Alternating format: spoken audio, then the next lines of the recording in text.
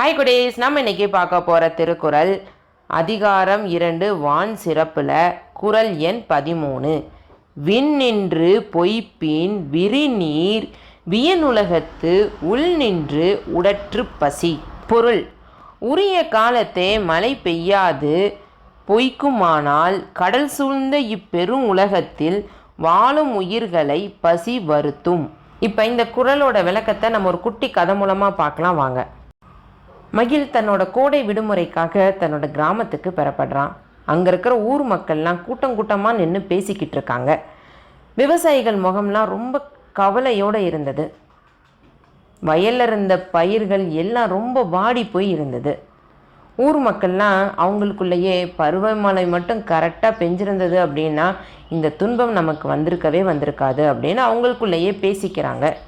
நேராக வீட்டுக்கு போகிறான். தன் அப்பா கிட்ட பருவமழைனா என்னப்பா, பருவமழை இருந்திருந்தால் இந்த துன்பம் நமக்கு வந்திருக்காதே அப்படின்னு ஊர் மக்கள்லாம் பேசிகிட்டு இருந்தாங்க. இதோட அர்த்தம் என்ன அப்படின்னு கேட்குறான். அவங்க அப்பாவும் சொல்ல ஆரம்பிக்கிறாங்க. இப்போ மழைக்காலம்னு ஒன்று இருக்குல்ல, அதில் மழை பெஞ்சிருந்தது அப்படின்னா இந்த செடி கொடி அப்புறம் பயிறு வகைகள், அரிசி வகைகள், கோதுமைகள்னு எல்லாமே நல்லபடியாக வளர்ந்து எல்லா மக்கள்களுக்குமே எல்லா உணவு வகைகளும் கிடைக்கும். இந்த மழை காலங்களில் மழை பெய்யலை அப்படின்னா நம்ம உலகம் எப்படி நீரால் தானே சூழ்ந்துருக்கு. கடலில் எவ்வளோ தண்ணி இருக்குது. அந்த தண்ணியை வச்சு நம்மளால் செடி கொடிகள்லாம் வளர்க்க முடியுமா? இல்லை நம்ம தாகத்தை தான் தீர்க்க முடியுமா?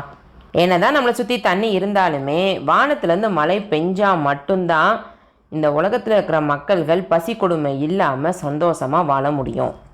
இதெல்லாம் கேட்டதுக்கப்புறம் தான் மகிழுக்கு மழையோட முக்கியத்துவம் புரிய வருது.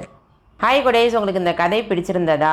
இந்த கதை மூலமாக இந்த குறளோட விளக்கம் உங்களுக்கு புரிஞ்சிருக்கும் நான் நம்புகிறேன். இந்த வீடியோ உங்களுக்கு பிடிச்சிருந்தது அப்படின்னா உங்கள் ஃப்ரெண்ட்ஸ் கூட ஷேர் பண்ணுங்கள், லைக் பண்ணுங்கள். விருதை பொண்ணு சேனலை சப்ஸ்கிரைப் பண்ணுங்கள். நன்றி, வணக்கம்.